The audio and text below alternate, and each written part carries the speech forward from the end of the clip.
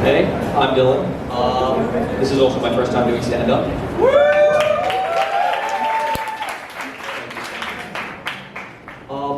So as you may be able to hear, I'm not American.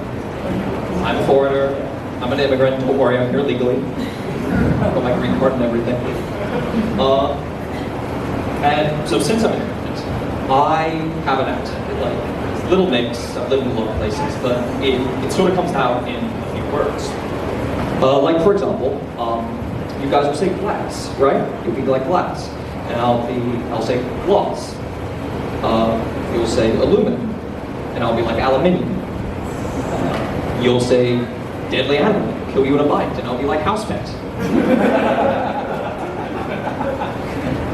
But it's not just the accent that I bring, but a whole new set of vocabulary words, which is fun because it's like speaking a language, but without the useful ability to speak another language. So, which I've had my struggles with it. Like, some of them aren't so obvious. If I were to say bubbler, right, you think it's a kid's toy, right? Something like a bubble gun or like blowing bubbles. But no, that's a water fountain. If I were to say the lollipop man, you think some old guy like sells candy on the street, something like that, right? No, that's a crossing guard. Yeah, it's fun. So I've had my struggle with this. For example, one time I was in my freshman year of high school, and I was in Oz, and I had this really old teacher, right?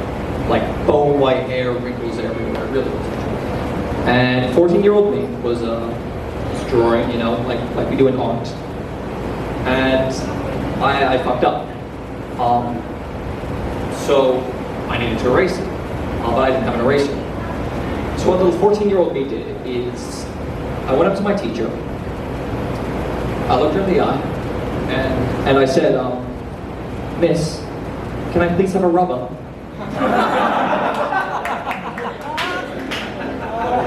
My class thought it was funny. It's a good way to get known in school. But yeah, I've had to deal with this for a while. I've moved around a lot. This is the third country I've lived in.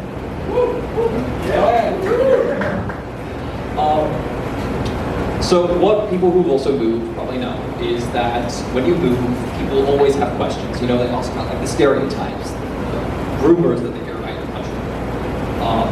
Me being Australian, I'm an exception to that. What I found is really funny to do, really fun, is to lie. I know it's wrong, but it's funny, you know? So, for example, something they ask a lot is about the toilet thing. So if you don't know, Australia, the toilets flush backwards. It's weird, I don't know, to be honest. But I won't tell them that.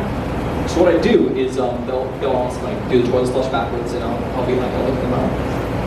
Yeah, but the reason they do this is because if they flush the other way around, then the pipe snakes will swim up there and bite you while you take a shit.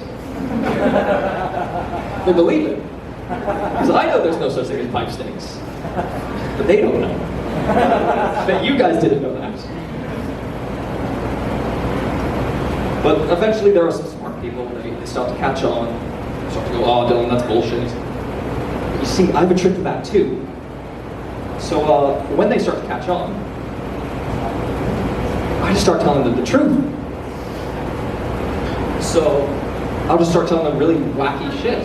So, for example, I'll just be sitting in class and I'll lean up against my friend and I'll be like, hey, did you know there's a prime minister in Australia that went swimming in the ocean? Just vanished. Just gone. Just here. They'll look at me and they'll be like, Dylan, that's complete bullshit. So I'll be like, hey, if you really think so, I'll bet you $20. Search it up on Google, bet you $20. So yeah, that's how I made $200. Thank you, everyone.